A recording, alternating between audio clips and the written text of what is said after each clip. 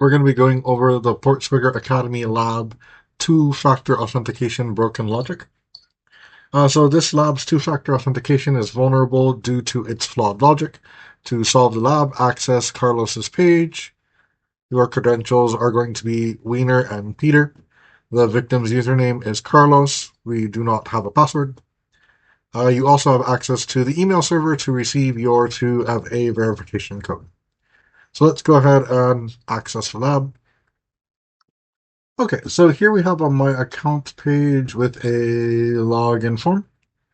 And we can try to sign in with our credentials to kind of see how everything works. Let's lock the app, Wiener, and Peter. And here we need to enter a 4-digit security code. So if we try to log in, it says please fill out the field. If we put in something random, it says incorrect security code. But in order to get our security code, we have this email client here. So this gives us access to our own email, not Carlos's, but our security code is 0559. If we go back over to the page 0559 and log in, and now we're logged in, we can see our username is Wiener. We want to log in as Carlos. So let's go ahead and log out for now. And let's go over into Burp Suite, which was passively gathering all of those requests and responses while we were moving around the site. So if we go over to proxy and HTTP history, we can see kind of what we were doing in that whole instance. So if we scroll up a little bit, we see that we have a couple of different types of requests.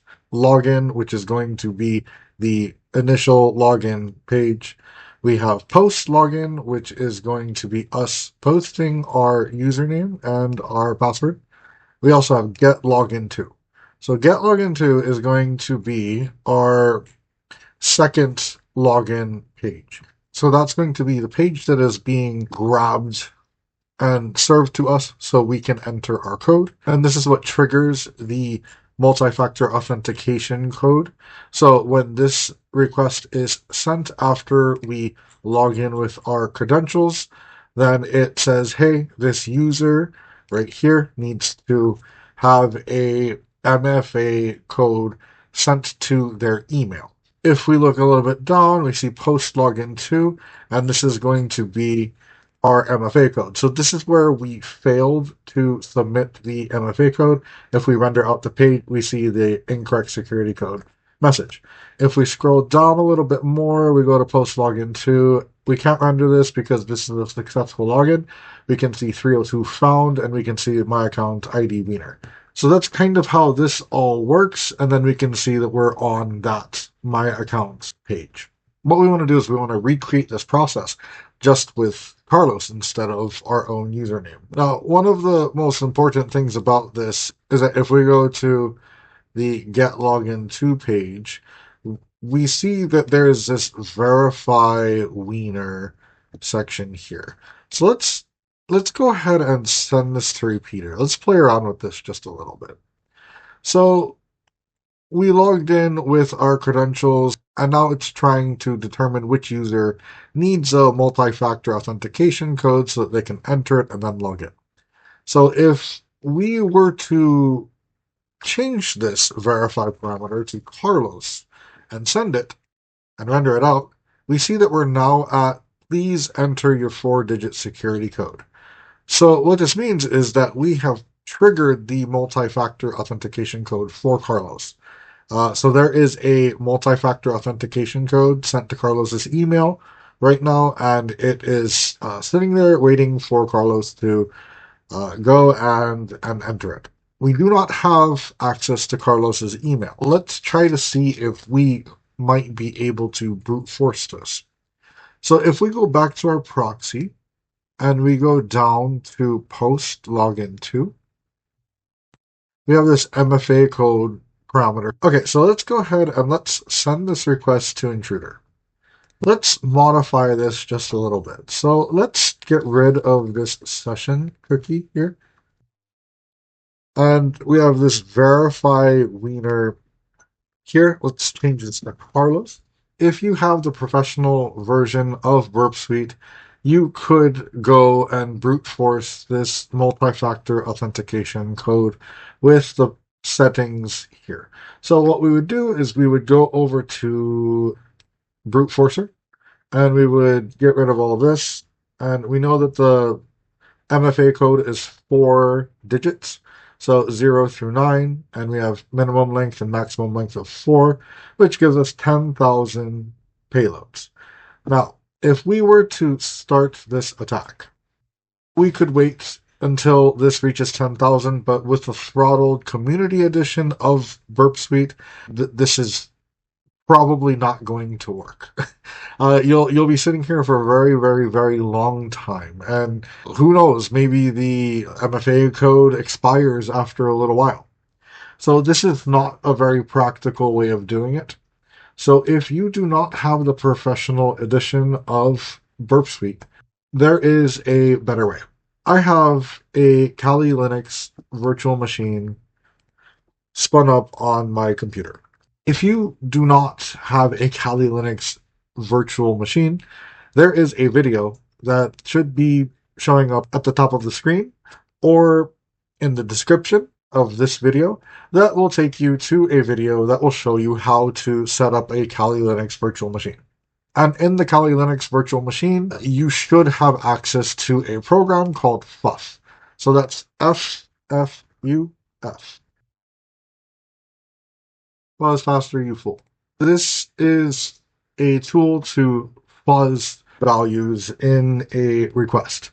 This is a pure command line tool, but it will be infinitely faster than trying to do 10,000 requests in Burp Suite community. So what we can do is we can actually remove those positions. Let's copy out this request here. And let's go over to our Kali box. And let's ls, we don't have anything here. Let's sudo nano req.txt for our request text file. And a password. And then we can paste in our request. Okay, so we have verify is equal to Carlos. And what we want to do is we want to replace the value of whatever we're trying to brute force or fuzz. This MFA code, we're going to replace the value with fuzz. And that should be pretty much it. So we'll control O and enter, and then control X. And if we cat out request.text, we see our request. Now we need a list to use in the brute force. So we need a precompiled list to use against this parameter right here. So the tool is going to cycle through every single one of the values in this list. So we could go and we could make our own list, and it would take a little while. I like to use spec lists, which you can actually get by going to google.com and typing in spec lists. And it should be this first entry right here. Go over to code and then download zip. And you get this speclist master.zip. Save the file and wait for it to download. And you can unzip it when the time comes. So right click, show more options, 7-zip, extract to speclist master, and you'll get a folder like this. And when you go in the folder, you'll see a bunch of different folders. If we go into fuzzing and we go down, we have this 4 digits 0000 to 9999.txt. Now, this is going to be the file that we want to use against our code. We know that it's 4 numbers.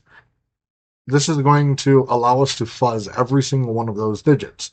We're going to program FUF to recognize a 302 redirect, which will be what indicates our login to Carlos's account. So whatever the payload is in that position is going to be our multi-factor authentication code.